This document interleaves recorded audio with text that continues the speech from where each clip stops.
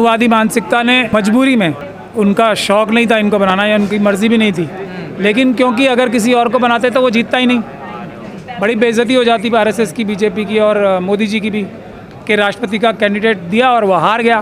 तो इस मजबूरी में बनाया गया है राष्ट्रपति साहिबा को राष्ट्रपति। दिल पे आरएसएस और बीजेपी के सांप लौट रहे होंगे, ये बात हम अच्छे से समझते हैं, क्योंकि देखिए एक तरफ थे यशवंत सिन्हा साहब और एक तरफ थी एक महिला, और वो भी आदिवासी समाज से। तो यशवंत सिन्हा जी को तो मेरे ख्याल से 5% वोट भी नहीं आने चाहिए थे, फिर भी इतने सारे वोट आए। समझ रहे हैं आप कि आरएसएस और बीजेपी के खिलाफ कितने लोग थे। यदि द्रौपदी मुर्मू जी को टिकट ना देते, राष्ट्रपति का चुनाव लड़ने के लिए अपना कैंडिडेट ना बनाते, तो बुरी तरह से उनका कैंडिडेट हारता।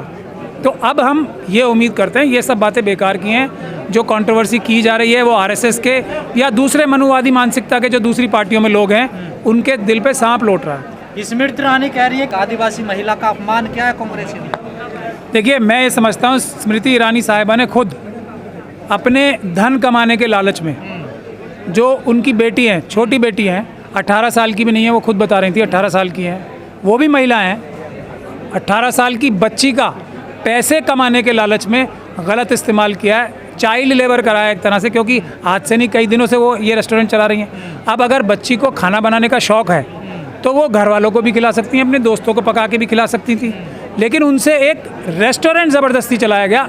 ये है असली विषय, क्योंकि स्मृति ईरानी जी हर जगह से पैसा निकालने के चक्कर में ही रहती हैं, पैसा लूटने के चक्कर में ही रहती हैं। तो जो अपनी बेटी को नहीं छोड़ रही वो महिलाओं की क्या बात करेंगी। तो उनको अपनी बेटी को तो कम से कम अपने पैसे के लालच में इस्तेमाल नहीं करना चाहिए था, ऐसा हमारा कहना है। बीजेपी इकलौती पार्टी है जिसने लगातार 2 बहुजन समाज के राष्ट्रपति बनाए हैं। देखिए राष्ट्रपति बनाए हैं मजबूरी में, मैंने अभी आपको बताया, जैसे इस बार बनाया, पिछली बार कोविंद साहब को नहीं पता था, उनका कैंडिडेट हार जाता, क्योंकि राष्ट्रपति का चुनाव बहुत ही एक कॉम्प्लिकेटेड चुनाव है जिसमें एमपी भी और एमएलए दोनों वोट देते। एक ये मजबूरी है उनकी, लेकिन राष्ट्रपति बनने से कुछ नहीं होने वाला, प्रधानमंत्री और सर्वोच्च पद है तो कुछ कैसे नहीं होगा।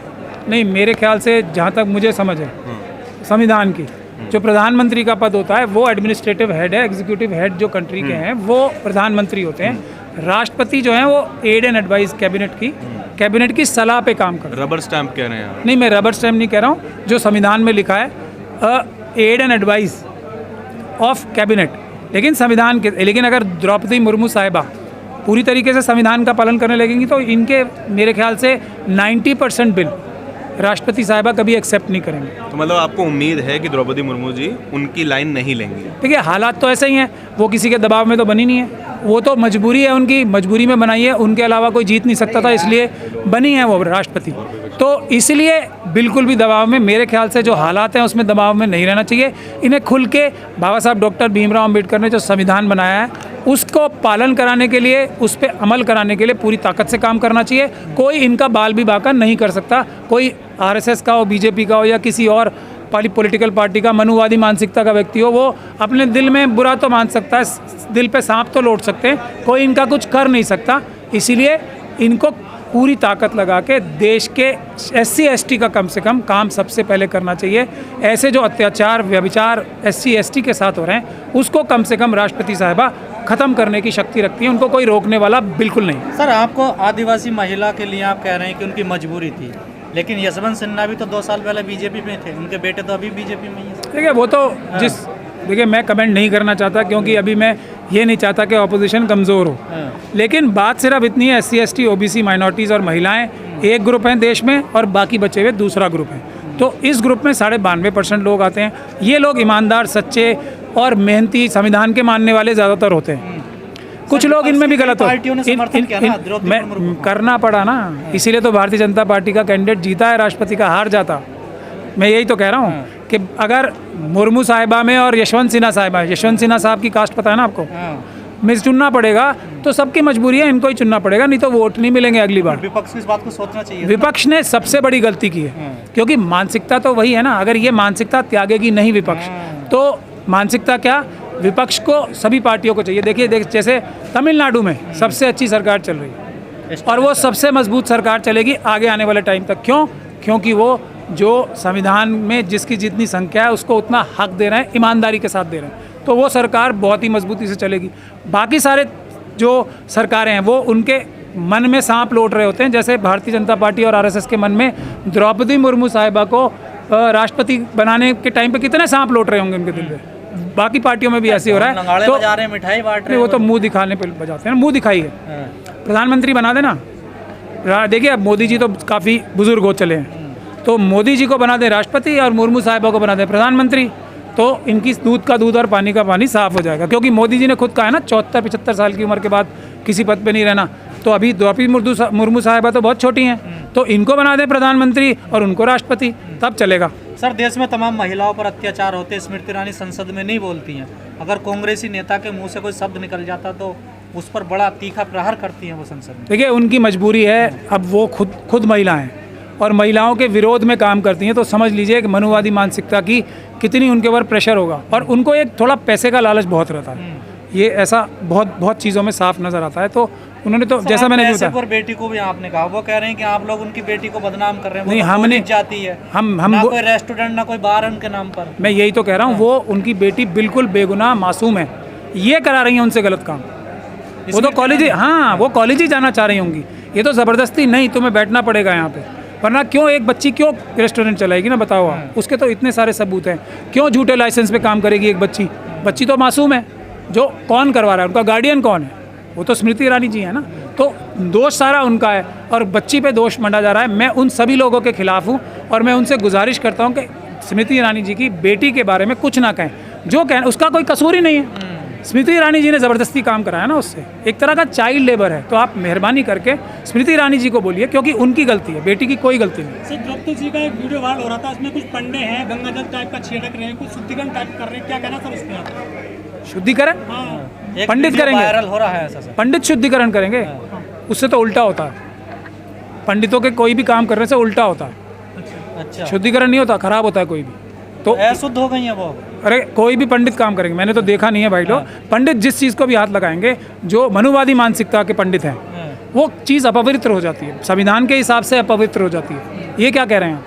पंडित तो किसी चीज़ को शुद्ध कर ही नहीं सकते ना, ये तो उनकी कैपेसिटी ही नहीं है। संविधान के अनुसार है पवित्र हो जाएगी ना, उनके अनुसार तो पवित्र करते तो मनुस्मृति के मानने वालों के हिसाब से जो पवित्र होती है चीज़, मतलब इंसान के बराबर नहीं होता, क्या वो पवित्र चीज़ होती है? मतलब क्या छुआछूत होनी चाहिए, ये पवित्र बात है। लोग पढ़ाई नहीं करने चाहिए, पवित्र बात है। लोग एक जगह से पानी नहीं पीने चाहिए, ये पवित्र बात है। लेकिन संविधान तो नहीं कहता ना सर, अशोक स्तंभ की पूजा पाठ कीजिए, अर्चना कीजिए। बिल्कुल नहीं कहता। तो वो भी तो किया इन्होंने सर, किन्होंने? मोदी जी ने खुद करवाया। नहीं, मोदी जी ने तो देखिए, मोदी जी तो वो भी ना समझे बेचारे, उनको चीज़ों का पता नहीं है, उनको पता नहीं है। एक एक्ट है इस बारे में, जो सिंबल होता है ना, राष्ट्रीय सिंबल, उसमें छेड़छाड़ किया जाना वो अपराध होता है। तो मोदी जी से जो उनके सलाहकार है ना, उन्होंने अपराध करा लिया है। अगर कोई व्यक्ति एफआईआर कराने जाएगा तो एफआईआर तक हो सकती है इस बात पे, क्योंकि उसकी छवि चेंज कर दी गई है। पर उनको पता नहीं है, उनकी गलती नहीं है मोदी जी के, उनके सलाहकार, कम से कम उन्हें सलाहकार अच्छे रखने चाहिए, पढ़े लिखे। बड़ी गलती कैसे कर सकते हैं राष्ट्रीय प्रतीक के साथ? वो करी दी उन्होंने, पूरी दुनिया में तो उनका लोहा माना जाता, बताइए। नहीं तो कर दी ना उन्होंने, हाथ कंगन को है ना वो आरसी क्या, और पढ़े लिखे को फारसी क्या, ये बात है। तो इसीलिए मोदी जी ने वो गलती कर दी है। तो लेकिन फिर वहाँ उनकी गलती नहीं है। वो देखिए, वो तो अपने आप को बहुत चीज़ों में हैं वो होशियार, जैसे कैसे अच्छा कपड़े पहनने हैं, कैसे अच्छे, मतलब जो उनकी अपीयरेंस है उसमें वो परफेक्ट है, उनसे अच्छा पूरे दुनिया में कोई नहीं है। कपड़े कैसे पहनने, कपड़े किस कलर कॉम्बिनेशन को पहनना है, उसमें वो सबसे अच्छे हैं। और जो टेलीप्रेम्प्टर होता है ना, प्रॉम्प्टर, उसको देख के भाषण कैसे देना है जैसे कि असली जैसा लगे, उसमें वो दुनिया में सबसे बेहतरीन आदमी, ये उनकी खासियत है। लेकिन अब ये कि इकोनॉमिक्स कैसे चलनी है, देश में राष्ट्रीय जो सिंबल हैं वो कैसे लगने चाहिए, और देश कैसे चलाना है, चाइना से देश को कैसे बचाना है, और जो ये छोटे मोटे काम है ना, जैसे चाइना से कैसे बचाना है, ये उनके बस की बात नहीं है। उसके लिए उन्हें अच्छे सलाहकार चाहिए होंगे, जो उनके पास नहीं है। इसीलिए देश का जो बेड़ा गर्क हो रहा है ना आज, मोदी जी के अच्छे सलाहकार ना होने की वजह से। सर, गुजरात में शराब बंद है कई वर्ष से, लेकिन उसके बावजूद करीब 45 लोगों की मौत हो गई जहरीली शराब पीने से सर गुजरात में। देखिए, जो मोदी जी को भी नहीं आती थी ये चीज़, वही तो मैं कह रहा हूँ, एडमिनिस्ट्रेशन आता ही नहीं है। और उनके जो फॉलोअर्स हैं, जो वहाँ के चीफ मिनिस्टर, उन्हें इस सब चीज़ों का उनका अंदाज़ा नहीं है।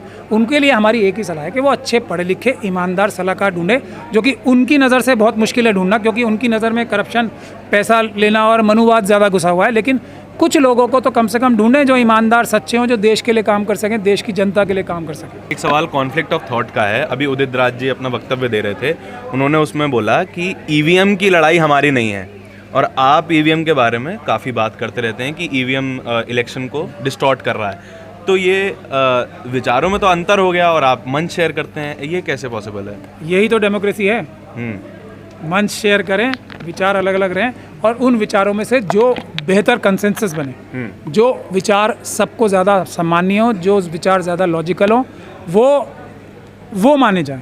तो ईवीएम जो है आरएसएस और बीजेपी का इलेक्शन जीतने का सबसे बड़ा हथियार है। दो ही तो चीज़ें हैं उनके पास, एक ईवीएम और दूसरा मुसलमानों के प्रति नफरत पैदा करना। यही दो, तीसरा तो कुछ है ही नहीं उनके पास।